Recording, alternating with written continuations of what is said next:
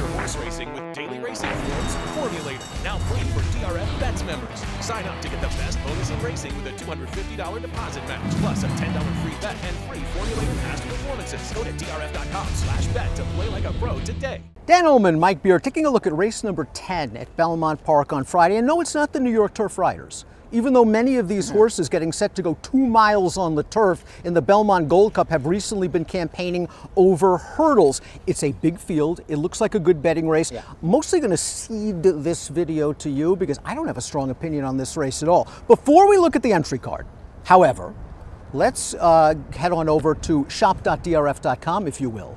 Up to 46% off Belmont Stakes packages, everything you need to win on Belmont Stakes. I'm going to have to take a look because I think this Belmont Gold Cup's impossible. It's a wide open race, but isn't that a good thing, Dan? We have a big field here. A lot of different horses can win. Obviously, trips will be important here, but in races like this, it always just comes down to distance. Who wants the 2 miles? Who doesn't? What I found interesting is that looking over the PPs, as we throw up the time from US Pace Projector, I see one speed horse after another, including a couple of runoffs. There's a chance this 2 mile race will actually be run at a pretty good clip. Yeah, that's actually a very good point. It does seem like there are plenty of horses that could be involved early in here.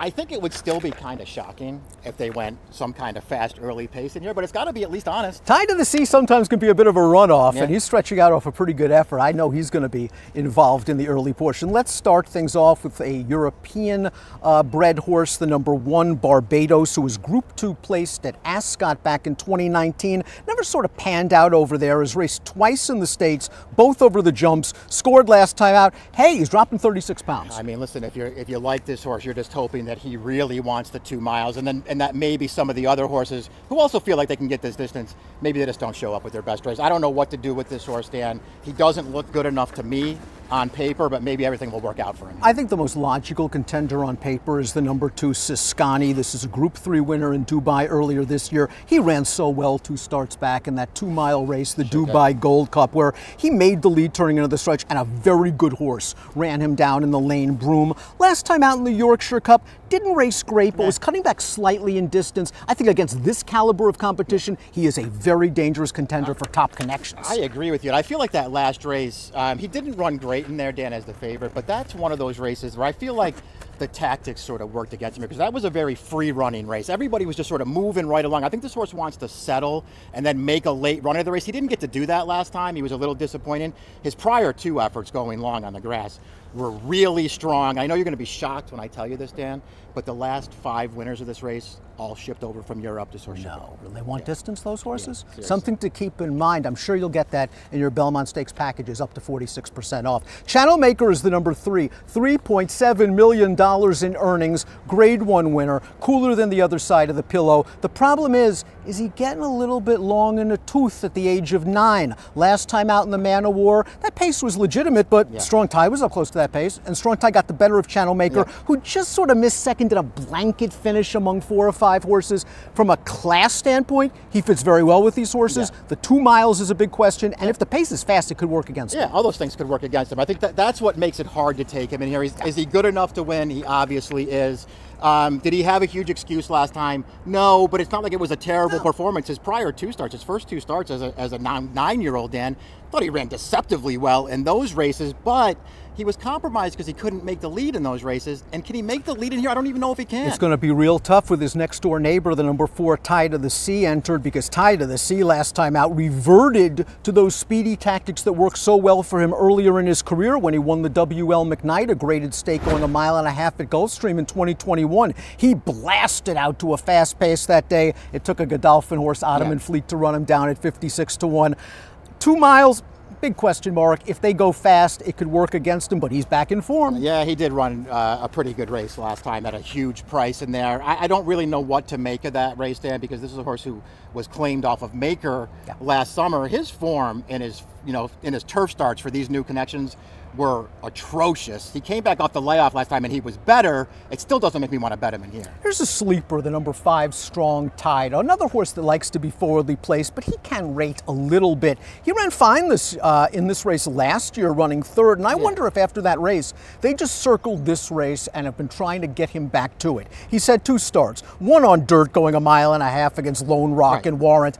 probably didn't fit that race. And last time out in the Man of War, he did okay pushing Channel Maker and getting the better of that horse in the stretch. He ran really well in that race last time, stepping up into a grade 1 at a huge price. That was a good performance. This horse, it's interesting when you start taking apart his turf form, Dan. We talked a little bit about this leading into the Man of War. He's way better on turf than he looks on paper. He's had some trips in his races. His effort here last year in this race was excellent. He's a major player in this race, I think. L'Imperator wired him in the grade 2 Fort Marcy over yielding ground last spring right here at Belmont, and then won a stakes race at Monmouth going a mile and a half. He's another horse that's been plying his trade over the jumps in his last few races. What are we going to get from him here? It's nice to know that he's somewhat versatile. He doesn't need the lead to win. Yeah, that's true. Maybe he just falls into a trip in this race because he is a horse who has shown that he can kick when he gets the right trip and when he's in the mood too. If I'm being honest, Dan, I was never a fan of his when Chad had him. I never thought that he wanted more distance. To me, he was hard to like in here, but it'll be a price. Horses bred in Germany are renowned for their stamina, and the lone mare in this race, Amazing Grace, just acts like this 2 miles might be well within her scope. She was a group winner overseas. She won the grade 3 Orchid in her North American debut. I thought she had a pretty good inside-out trip to win that race, but last time out, the Sheepshead Bay, glacial pace. What chance did she have? She's dirtied up. Yeah, I guess you don't care about that race. They just walked in front of her. Don't hold it against her, I guess. If you want to judge her off the Orchid, I guess that's what you're supposed to do. Great trip, sort of modest field, got the job done. Personally, I feel like she's got to do way better than that. British Royalty ran a fine second in this race last year, going 2 miles. Just really didn't back that race up in subsequent efforts. I know he was second in the Singspiel 3 starts back at a relatively short price. Since then, it's been disastrous, although the last race was on synth. Yeah, I don't think I would hold that race against him. You're right, though. I mean, it felt like he sort of tailed off at the end of last year.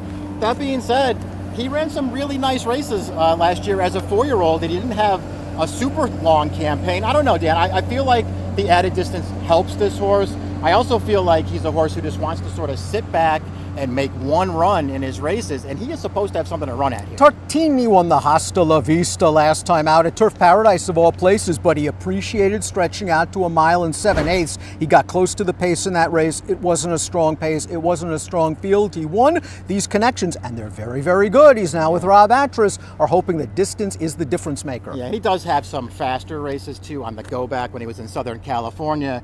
I know that he won going long last time, Dan. He's going to ship in here, and distance sort of makes all the difference in these races, so maybe that helps this horse. I still didn't see him as being good enough. Another horse coming off of a jump race is the number 10, that's Sabolian, 4th in this race last year. I was very surprised in his most recent flat start last fall that they tried to get really close to the pace, and they tried that in their last 2 flat starts. I think he's better when he has a target or 3. He's going to get that here. I agree with you, and that's why I wanted to use him somewhere in here. I think he's going to be a really big price in this race coming back to the flat. I think they're just going to take him back and try to make a run. His most recent turf performances might not look that good, but he's way better than that. He ran fine in this race last year. He should have a setup. What do you do with the European entrant to the number 11 High Definition, who started his career like he was going to be pretty good? He won his first 2 starts, including a Group 2. He was second in last year's Group 1 Tattersall's Gold Cup, a race in which he showed pretty big speed and cleared off before running second.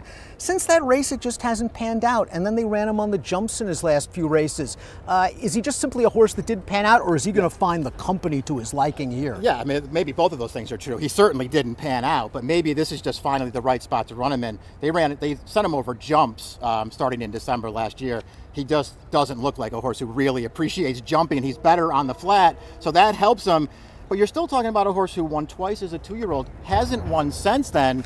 And he did run really well. You mentioned that Tattersall's Gold Cup. He ran really well there, but he did it when they got really aggressive with him. Is that going to work out in this race? Not going to work out in here because I don't think that he has the speed to get the lead away from a horse like Tide of the Sea. Cross Border, another nice New York bred. He's banked over $1 million. He's a graded stakes winner. He runs well, it seems, at just about any distance. He's been over the jumps in his last couple of races. He seems like he's in good form. I like that he's back with Maker. Yeah, I have a feeling he's going to run deceptively well. I think, you know what, that's probably fair. He's another horse who I don't necessarily feel like 2 miles does him any favors. But he's always been a little bit underrated, Dan. He's always been really consistent, and he also happens to be really versatile. You can go forward with him, you can take him back, he'll run either way. We've probably seen the best already of most of these horses. I'm not sure that's the case for the 13, the Gray Wizard, who scored a second-level allowance at Keeneland last time out, going 1.5 miles, traveled strongly throughout that race, wins very easily. The runner-up came back to run third in a grade 3 at Churchill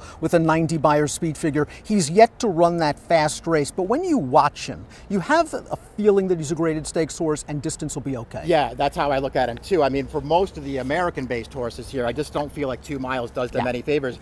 I don't necessarily feel that way about the Gray Wizard. I think he'll get this far. The question is he good enough? I think you'll get a price if you want to find out. Let's take a look at our top selections for the Belmont Gold Cup.